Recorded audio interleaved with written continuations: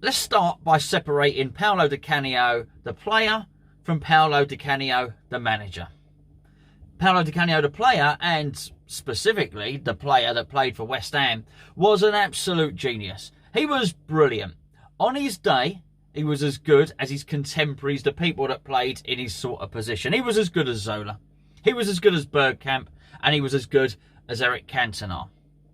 He wasn't as consistent as those guys, but on his day, he was as good as them. He could win a match on his own. He had absolute flamboyance, audacious skill, could read the game extremely well, and was an absolute hero for West Ham. Really, if he hadn't have been a few fries short of a Happy Meal, he would have actually played for the big clubs for all of his career. Such was his talent. He was damaged goods though, and that's why we got him. And for us, he was fantastic.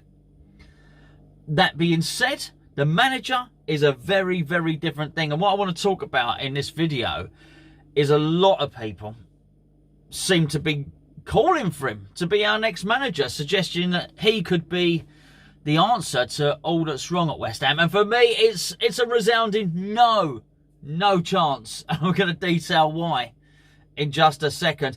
Sometimes you do a video, you know it's going to upset people, you know it's going to rub people up the wrong way, but it's not a good enough reason not to do the video, because I do believe what I'm about to say sincerely, and because he's a legend, some people will be upset, and he can do no wrong, but he just doesn't fit the bill as West Ham's next manager, the manager after next, or even the one after that. In fact, I think he should never be West Ham manager. Before I go ahead, this video is sponsored by the OneFootball app. Description below. As always, actually, I've got to be perfectly frank with you. I've been reading it quite a lot over the last few days. There are a lot of West Ham articles on there. I'd literally just tailor it for West Ham. You know this. I've been telling you that. But they are following the news very, very closely. Back on to Paolo Di Canio. How can I say this? By being politically correct, let's say. It's not gone very well for him as a manager. Let's start off his career at Swindon Town. He did really, really well. A lower league club. He came in like a breath of fresh air. And he did some good results. He had him playing a flamboyant style of football. And his passion on the touchline was there for all to see. Unfortunately, he upset a lot of people when he was there. And I do mean a lot of people. But that's Paolo for you. He does upset a lot of people. It doesn't matter whether he's a player, a manager. I know people that have interviewed him. The guy can be hard work, okay? So, after that, he got the job at Sunderland. Now, at Sunderland, they were doing really, really badly under Martin O'Neill. The short version of the story is Paolo Di Canio came in, saved them from relegation, and in particular, got them a win against arch rivals Newcastle, a 3-0 win. Kept them up. He was the hero. He really was. He was the absolute hero. They thought they'd found a new messiah. And then he went on and started next season. Now, the stats for next season tell such a small portion of the story. But the stats are as follows. 12 games, 2 wins. Basically, Sunderland were back to the relegation team again. And in serious, serious trouble. It wasn't just that, though. Because that on its own would be credentials and reason enough for West Ham not to hire him. But there seemed to be this view that he understands West Ham, he is West Ham, and by coming in he would be all the things that Pellegrini isn't. And he probably would be all the things Pellegrini isn't. But what happens if you go back and search through the archives or look at any article or any interview from that time? He managed to upset almost everybody in that club. He upset one of the directors. The directors felt forced to resign because of him. He went toe-to-toe with Lee Cattermole, toe-to-toe with John O'Shea. Now, I know some of you will be saying, well, hold on, that's fine. That's what our players need. Well, they need to be shaken up a bit. No. The backroom staff couldn't handle him. The people at the training ground couldn't handle him. Apparently, he was so dictatorial that what he did was he started banning all the different condiments in the canteen. He started making sure, he told people at the training ground, you know, the kit man, the people in the canteen, things like that. He started telling people in the canteen and in the training ground that they couldn't speak to the players. You cannot speak to the players. Apparently, he was demeaning. He used to humiliate people. He used to scream at them. He used to shout at them. He used to insult them. So much so that he was confronted in the end by all of the players who demanded he leave. People at the training ground. I think the guy's name was Ellis Short. I think the chairman of Sunderland was Ellis Short. Basically, they put a petition in to Ellis Short to say you've got to get rid of this guy. Now, actually, I think as it turned out, they weren't a particularly good bunch of players anyway, because Sunderland were to go on to get relegated. We all know this. They were treading water for far too long. And I don't put their relegation or their demise at the feet of Paolo Di Canio. But he was toxic. This is a word you keep on hearing time and time again. He was toxic. He was confrontational. He was humiliating. It's not just humiliating the players to get the best out of them. He'd humiliate the training ground staff as well. He apparently he was not a good guy to get on with. Now, why did it work at Swindon and why did it work at Sunderland? Well, I don't know, but it seemed that when he took the step up and had to deal with maybe players who are on 20, 30, 40, 50 grand a week, that was very different to the low-paid player of Swindon. Now, his stock has sunk so low, I do believe, I think it was 2 years ago, I think he applied for the Rotherham job twice.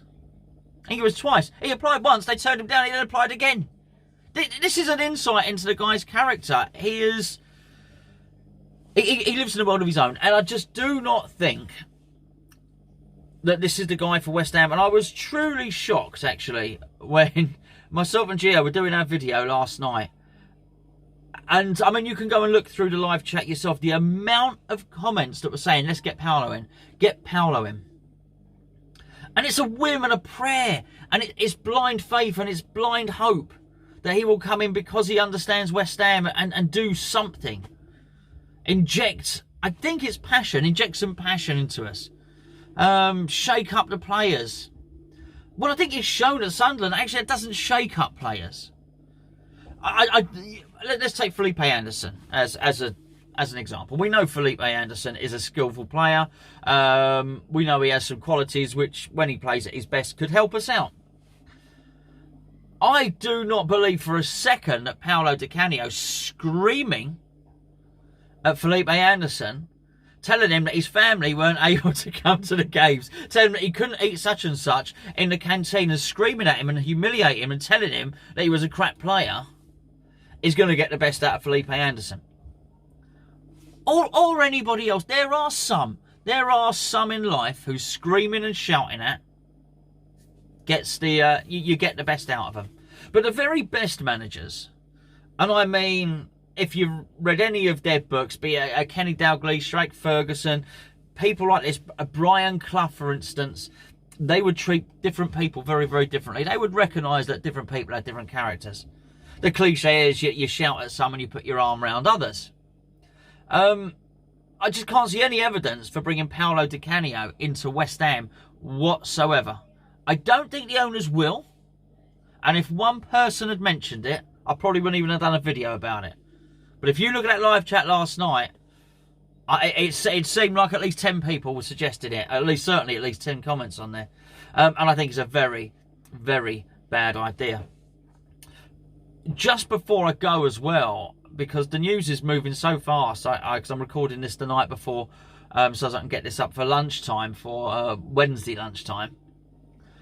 The news is at the moment that David Moyes may well be signing for Everton. And I don't blame him at all. Now, don't get me wrong, I do not want David Moyes back at West Ham. It's very easy to look back on things with rose-tinted spectacles and think, okay, well, he did the job, he kept us up, he did his remit, he'll do that again. It's important to remember that actually the initial time under David Moyes, the results weren't particularly good. And even once they did become good, actually a lot of the football was pretty dour stuff.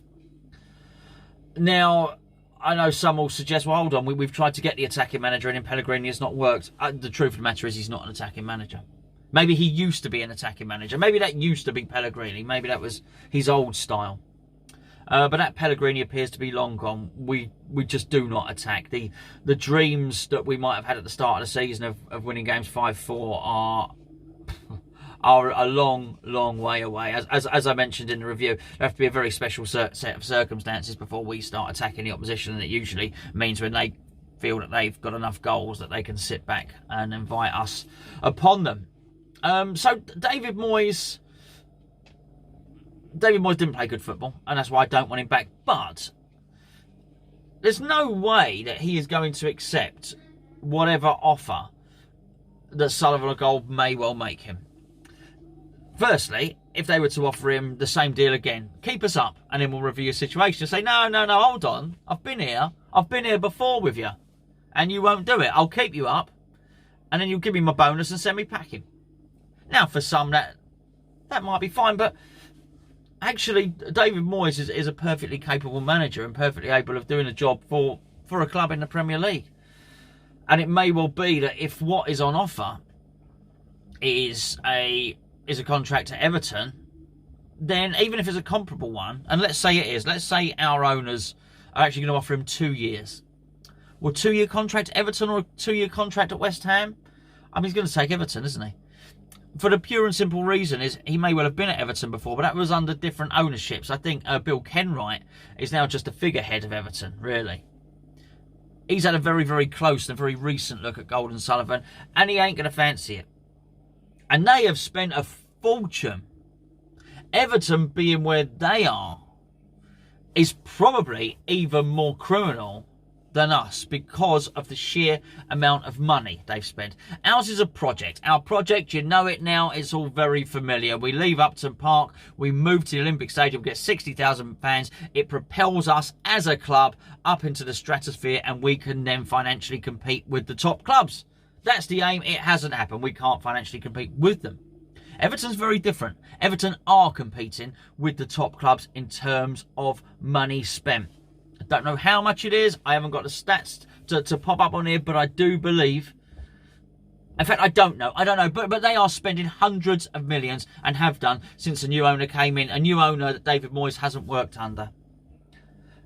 If Gold and Sullivan are going to turn around to him and say, David, we're going to give you a 2-year contract and we're going to give you 50 million to spend in the summer, and maybe we'll give you 20 million to spend now. Now, I think that's generous. There's nothing to say they would do that, by the way. But that's me being generous.